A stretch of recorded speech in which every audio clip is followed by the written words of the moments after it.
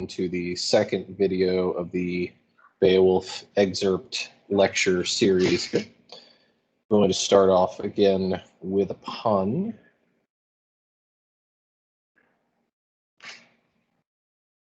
It's a GIF of Jif peanut butter. Yup. Okay. That being said, last time on Days of Our Beowulf, Hrothgar, king of the Danes, found he had a monster problem when they partied too loudly. Grendel is killing and eating them. And now Beowulf is here to help them out. Most people are happy to see Beowulf. Most, but not all. We're going to get to that today.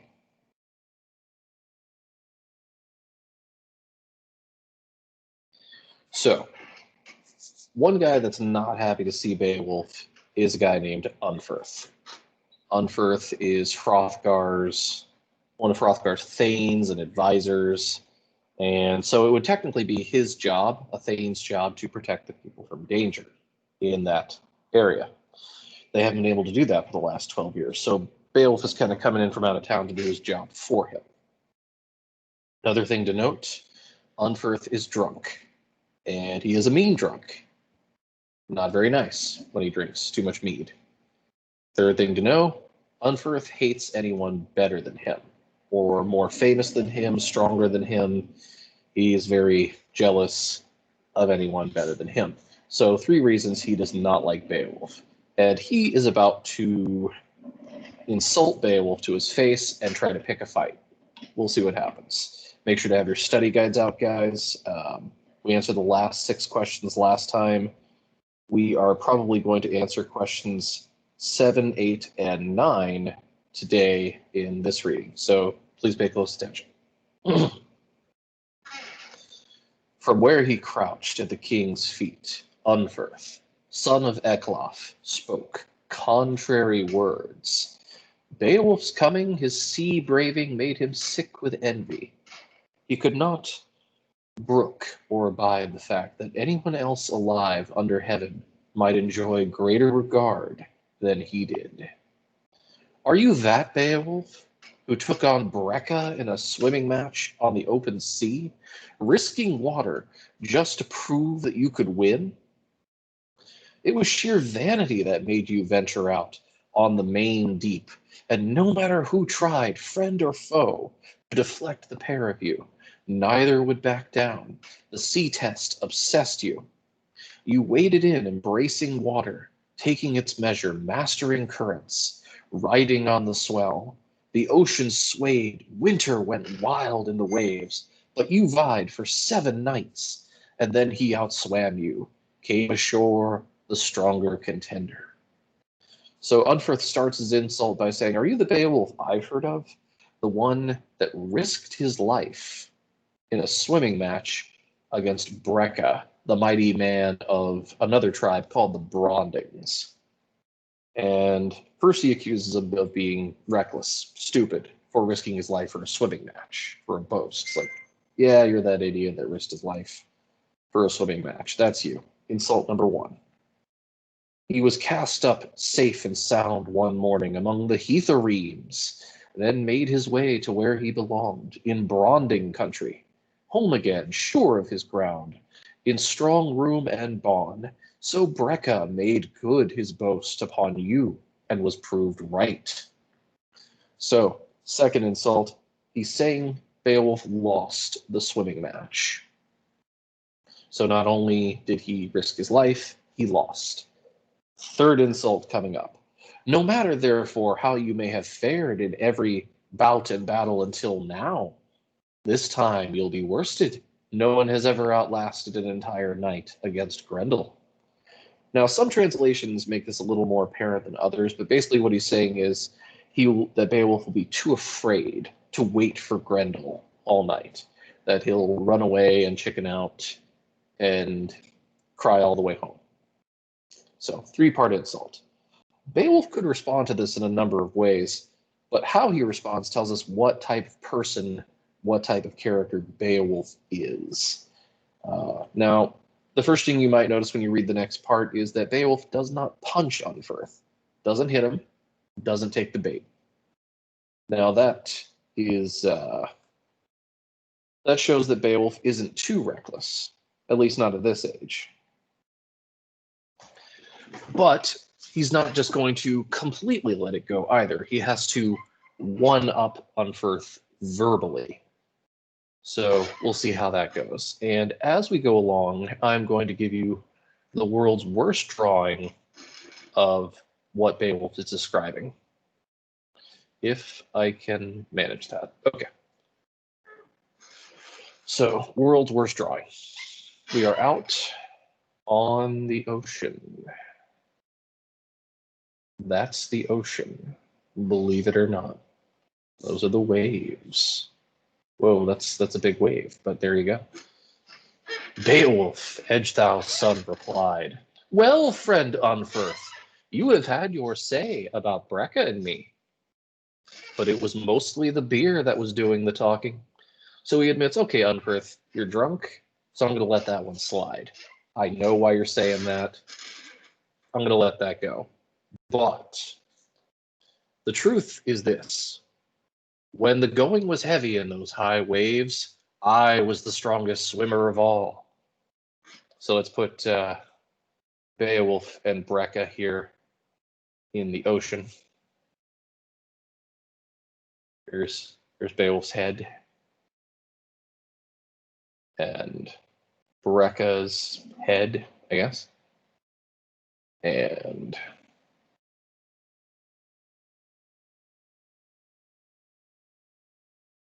this is much easier with the marker. Here's Beowulf swimming.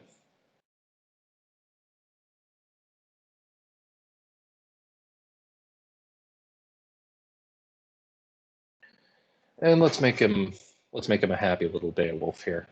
Let's give him a smile.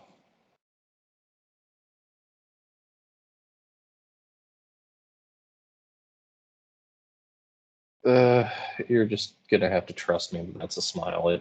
I don't know that it actually looks like one.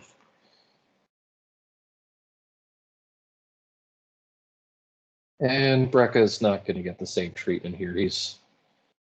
I'm just gonna do this.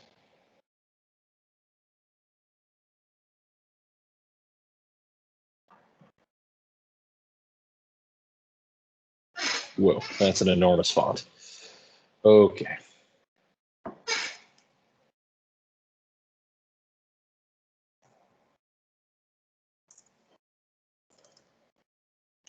And Brecca. Sometimes Brecca is spelled with one C, sometimes two C's, depending on your translation of Beowulf. But there you go. And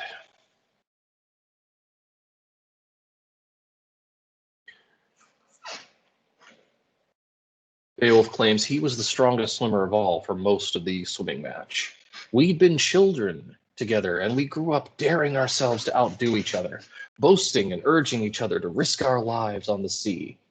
So he's saying, you'll have to forgive me, Unferth, for being so reckless. We were young, and we do reckless things when we're young. So sorry about that, Unferth.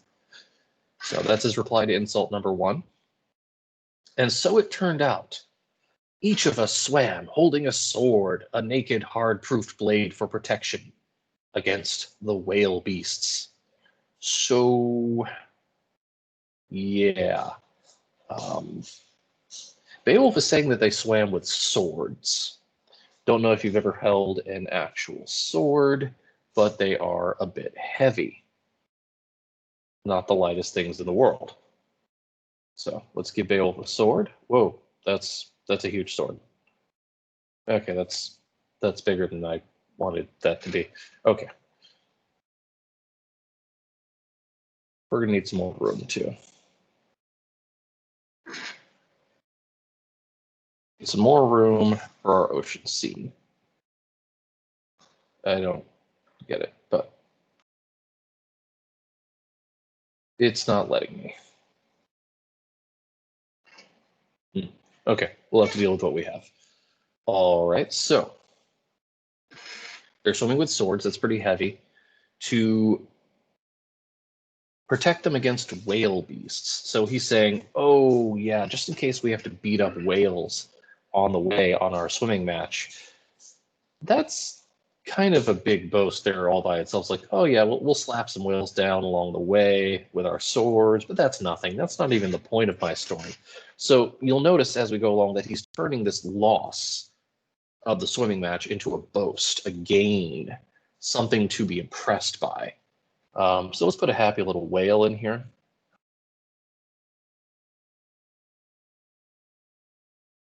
You'll have to trust that this is a whale. That's a whale. Yeah, okay. That's terrible. Okay, moving on.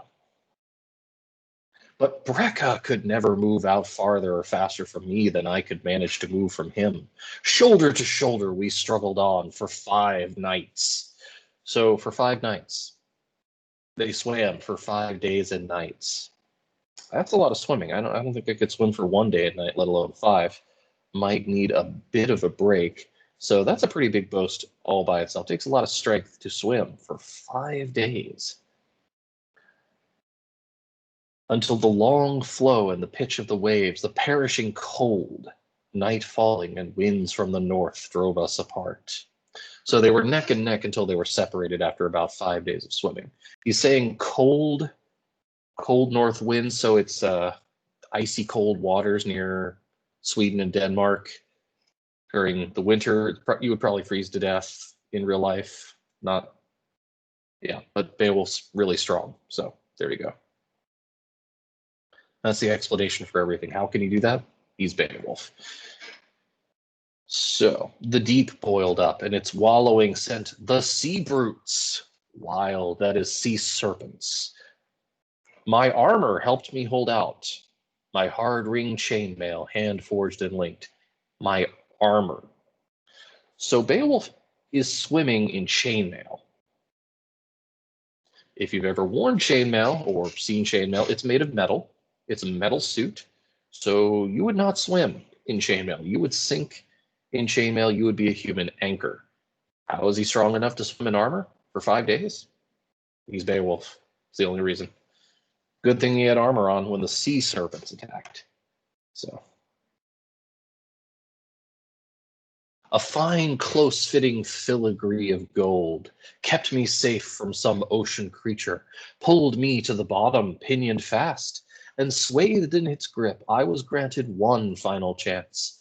My sword plunged, and the ordeal was over. Through my own hands, the fury of battle had finished off the sea beast. So, after 5 days of swimming with sword and armor in the bitter cold, he beats the crap out of sea serpents with his sword. And this is apparently why he lost the swimming match. He's like, I'm so sorry, Unferth, that I was losing swimming matches. I was busy beating up sea serpents.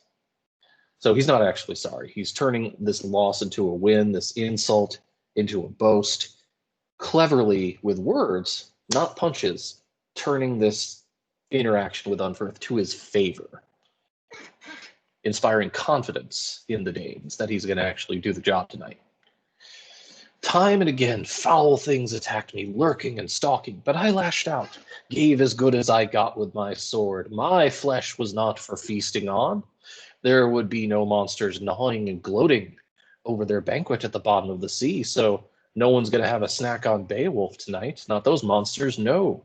Instead, in the morning, mangled and sleeping, the sleep of the sword. That is, death. They slopped and floated like the ocean's leavings. From now on, sailors would be safe. The deep sea raids were over for good. Light came from the east, bright guarantee of God, and the waves went quiet. I could see headlands and buffeted cliffs, often for undaunted courage. Fate spares the man it has not already marked. However, it occurred my sword had killed 9 sea monsters. Such night dangers and hard ordeals I have never heard of, nor a man more desolate in surging waves. But worn out as I was, I survived. Came through with my life. The ocean lifted and laid me ashore and landed safe on the coast of Finland. So he goes into great detail and embellishment in this story. Please note, in the book, we're meant to believe, tall tale though this sounds, that he's telling the truth. In the movies, he's sometimes portrayed as exaggerating, kind of a liar, especially in the more recent 2000s movie. But in the book, he's telling the truth. He actually did these things. How? Because he's Beowulf. It's like asking how Hercules does things. Because they're the hero of the book. They're just super strong. Pun, by the way, this might have been an unintentional pun, probably was, because this was originally in Old English, but the finish line of the race was Finland. The finish line. I don't know if that was intentional, but I have to point it out. Now, I cannot recall any fight you entered Unferth that bears comparison. I don't boast when I say that neither you nor Brecca were ever much celebrated for swordsmanship or for facing danger on the field of battle. So he says, Unferth, I don't remember hearing a story about you killing monsters. Where's the Unferth monster killing story? Or Brecca, for that matter. Haven't heard of it, because you didn't do it. Guess I'm more famous than you. Rubs that in. He does tell us something Unferth is famous for, though, and it's not something to be proud of. You killed your own kith and kin. So for all your cleverness and quick tongue, you will suffer damnation in the depths of hell. So basically he says, Unferth, you are famous, but not for mighty deeds. You're famous for kinslaying, killing your own brothers, murder. As we see is frowned upon in this story, but I know Vikings fought each other a lot, but kinslaying was a big taboo. You don't kill family. They draw the line there with all their killing. You don't kill family. Kinslaying, huge taboo. Also what Cain was guilty of, killing Abel, his brother, kinslaying. Notice the likening of Unferth to that. That's not a flattering image. The fact is, Unferth, if you were truly as keen or courageous as you claim to be, Grendel would never have gotten away with such unchecked atrocity. Attacks on your king, havoc inherit, and horrors everywhere. So he's like, Unferth, if you were as good at fighting as you are running your mouth, I wouldn't have to come do your job for you, But here I am, so. But he, Grendel, knows he never need dread your blade making a mizzle of his blood, or of vengeance arriving ever from this quarter, from the victory shieldings, the shoulders of the spear. So Grendel feels safe with you guys. He doesn't feel threatened. He knows he can trample you down, you Danes, to his heart's content, humiliate and murder without fear of reprisal. But he will find me different. I will show him how Geat's shape to kill in the heat of battle. So that's like Beowulf saying, there's a new sheriff in town. Things are going to be different today. Then whomever wants to may go bravely to mead when morning lights, scarved in sun dazzle, shine forth from the south and brings another daybreak to the world. So he finishes his boast after explaining why he lost, impressing everyone with his sea serpent slaying story. That's some major alliteration right there. Insulting Unferth back and saying, I'm going to kill the monster. Going to do it. Things are going to be different tonight. Apparently everyone's pleased, including the king. The king is very pleased. Then the gray-haired treasure giver, kenning for Hrothgar the king, because he's gray-haired, old, and gives out treasure to his people. He was glad. Far famed in battle, that prince of the bright Danes and keeper of the people, counted on Beowulf, on the warrior's steadfastness and his word. So the laughter started. The din, that is the noise of the party, got louder, and the crowd was happy. We're going to pause there with that, but do note with your study guides, we've answered some more questions. From this reading today, you should be able to answer what Unferth claims about Beowulf, how Beowulf responds, how many serpents Beowulf slew. And then there's question 9 on the study guide. How does Beowulf show strength and courage in the swimming match? That takes a little more interpretation. What did Beowulf do that would require lots of great physical strength? Anything the average person couldn't do, probably? What about courage? Is there anything in the story you might be afraid to do that the average person would be afraid to do that he did? Look for those, write them down.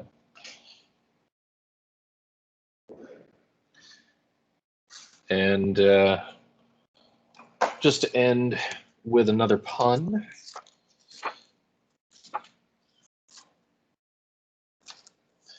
if you go without your coffee one day, someone might ask, why so crabby?